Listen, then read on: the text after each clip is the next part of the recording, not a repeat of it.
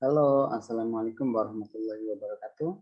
Saya Yadi Cahyono dari Universitas Pamulang yang kebetulan menjadi peserta pertukaran mahasiswa dalam negeri dan menjadi mahasiswa inbound di Universitas Sumatera Utara. Nah, kali ini saya akan coba membedah buku yang berjudul Sutasoma karya Cok Sawitri.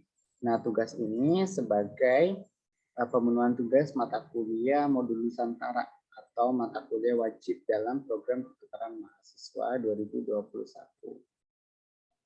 Dalam buku ini menceritakan tentang negara Ratna Kanda. Di dalam negara Ratna Kanda itu telah terbangun suasana persaingan, ada suasana perebutan, ketenangan, kecemburuan, dan ketulusan. Negara Ratna Kanda itu dimulai ketika seorang raja dari Ratna Kanda itu dia diperintahkan untuk mengikatkan dirinya ke dalam 3 perkawinan. Nama raja dari Ratna Kanda adalah Sudasa, di mana Sudasa menikahi Dewi Gauri, Dewi Sakti Magadha, dan Dewi Awangga. Dewi Gauri merupakan duta negara Gauri, kemudian Dewi Sakti Magadha merupakan duta dari negara Magadha, dan Dewi Awangga merupakan duta dari negara Awangga. Oke, nah kali ini saya akan mencoba menuliskan mind map dari buku Sutasoma. Yang pertama, tadi mengisahkan tentang negara Ratna Kanda, di mana secara garis besarnya negara Ratna Kanda itu dipimpin oleh seorang raja yang bernama Sudasa. Kemudian Sudasa itu dia memiliki ikatan perkawinan kepada tiga negara. Nah, yang kedua adalah kisah Nasuha yang kekeh memperjuangkan keinginannya. Nasuha adalah anak dari Sudasa, dari istri yang pertama. Kemudian ada kisah Jayantaka. Kemudian ada kisah kerajaan Hastina. Oke, yang pertama, ketegangan negara Ratna Kanda semakin terasa. Sudasa semakin yakin dalam kesuciannya untuk menjemput sang putra Jayakanta, anaknya dari permaisuri istri yang paling pertama, yang kelak akan menggantikannya. Meskipun masih 10 tahun, Jayakanta memiliki kemampuan yang luar biasa, bahkan dinilai tidak biasa. Perebutan tahta jabatan semakin menegang. Masing-masing dari kerabat istana memiliki wakil yang kelak akan melanjutkan kepemimpinan negara Ratna Kanda. Sudasa mengetahui bahwa para kerabat istana hanya mementingkan perebutan tahta kepemimpinan saja, tidak menjalankan tugasnya sebagai penasehat sebagaimana mestinya. Mengetahui hal itu, Sudasa yang telah lama bersabar dengan sikap tenangnya tak lagi bisa memaafkan. Mereka, para kerabat istana, diberikan hukuman oleh Sudasa. Seisi istana telah mengetahui bahwa kelak yang akan menjadi raja setelah Sudasa adalah Jayantaka. Kemudian hari kematian Sudasa telah tiba. Semua kerabat istana dan rakyat mengatakan dari lubung duka. Duka mendalam karena ditinggal oleh raja yang arif dan bijaksana. Upacara kematian telah disiapkan oleh orang-orang di istana. Begitu juga dengan Jayantaka. Dalam kesuciannya, Jayantaka didatangi mimpi oleh ayahnya, kemudian dibawa ke dalam hutan larangan. Terbangun dari tidurnya, Jayantaka langsung memerintahkan pengawalnya untuk ikut menyamar dan mendampinginya menuju hutan larangan. Dengan ketenangan dan kecerdikannya, Jayantaka menyelip sebagai orang biasa dan mampir ke sebuah pondok dekat dari hutan larangan. Di sana ia menemui Belawa, seorang pemburu dari sebuah desa yang telah lama membangun pondok di wilayah Ratna Kanda. Dimasukinya hutan tersebut dengan Belawa.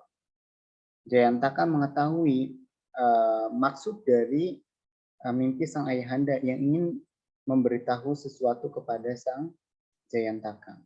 Setelah cukup lama di dalam hutan larangan, ia menjumpai adanya pondok-pondok dan lorong-lorong yang telah terbangun yang di sebelah hutan larangan. Tak berpikir lama, Jayantaka mengetahui maksud mimpi dari ayahandanya.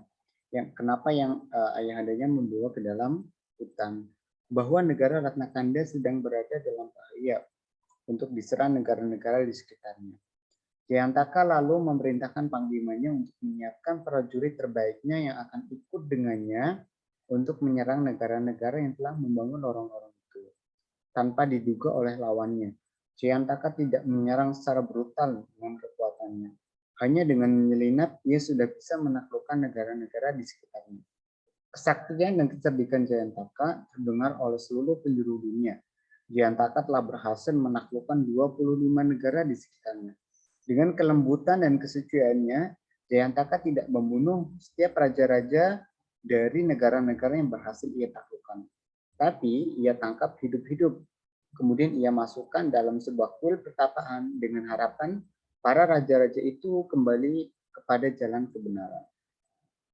Nah, kemudian yang kedua, di sini menceritakan tentang Jayantaka dan Sutasoma. Jayantaka dari kerajaan Ratnakanda, kemudian Sutasoma dari kerajaan Hastina. Kekuatan dan kesaktian Ratnakanda terdengar luas ke penjuru dunia.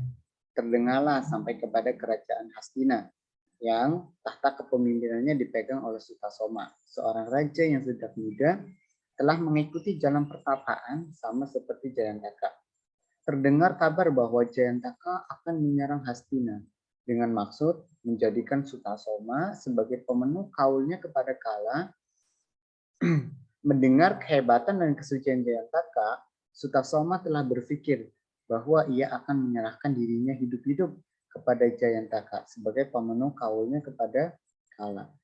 Sutasoma tahu bahwa Jayantaka merupakan seorang raja muda yang terjaga dan membawa jalan kebaikan kepada dunia. Namun niat Sutasoma dihalangi oleh panglimanya. Sampai saat tibanya utusan Jayantaka sampai ke Hastina menyampaikan bahwa akan melakukan penyerangan jika Sutasoma tidak menyerahkannya hidup-hidup. Dengan kerendahan hati Sutasoma, ia kembali mengutarakan niatnya untuk menyerahkan jiwa raganya kepada Jayantaka sebagai pemenuh kaul kepada Kala karena ia tak ingin adanya pertumpahan darah antara Ratnakanda dengan Hastina. Namun niatnya terus mendapat sanggahan dari para penasehat dan panglimanya. Saatnya dinanti-nanti tiba. Peperangan antara Ratnakanda dan Hastina akan terjadi. Di hari pertama, prajurit Ratnakanda banyak yang berguguran. Di hari berikutnya, Jayantaka telah siap dengan strategi yang sudah disiapkannya. Dengan berbekalan kesaktian, ia berhasil menumpas pertahanan Hastina. Hal itu diketahui oleh Sutasoma. Ia hanya terdiam. Dalam hatinya ia tahu bahwa dalam jiwa Jayantaka terdapat dewa-dewa yang menyayanginya sebagai anugerah dari jalan pertapaan yang telah dilalui. Di sela-sela kemenangan di hari kedua, Sutasoma mendatangi Jayantaka, di mana Jayantaka sedang bersemedi membersihkan diri. Kedatangan Sutasoma mengejutkannya. Dengan sikap tenang Jayantaka, ia bercakap dengan Sutasoma dengan dalih bahwa ia tak akan menjadikan Sutasoma sebagai pemenuh kaul kepada Kala. Namun, ia sendiri yang akan mendatanginya sebagai pemenuh kaulnya. Namun, Sutasoma tidak mengiyakan begitu saja. Dengan kedermawanan jiwanya sebagai seorang pemimpin, ia menawarkan dirinya sebagai pemenuh kaul dengan syarat tidak ada lagi peperangan yang terjadi. Percakapan keduanya tidak menemui sebuah solusi. Mereka berdua sepakat untuk menemui Kala bersama-sama dan menyerahkan diri mereka kepada sang Kala. Dengan petunjuk Jayantaka, Sutasoma dan rombongan berangkat menemui Kala bersama dengan Bulawa, seorang penunjuk jalan yang selalu setia kepada Jayantaka.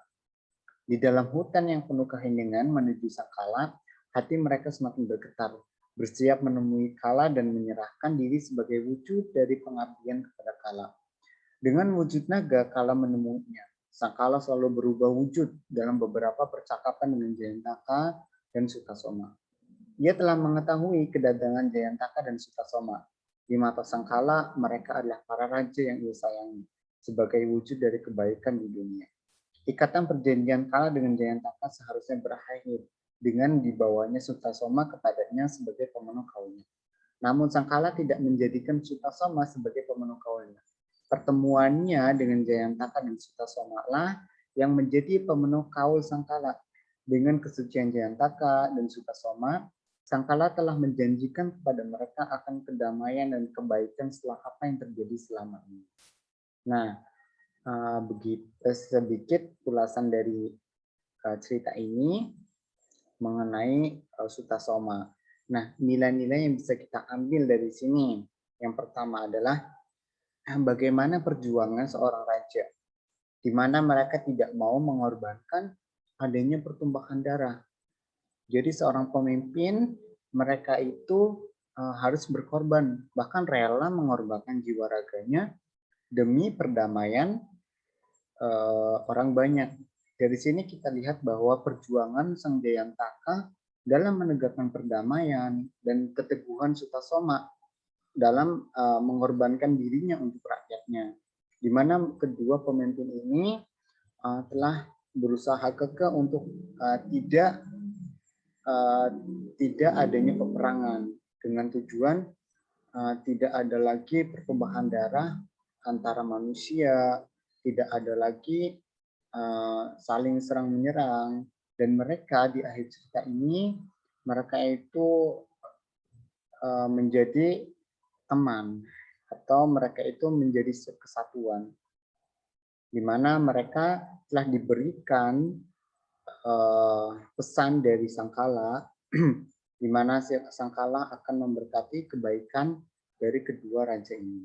Nah, demikian bedah buku Sutasoma dari saya.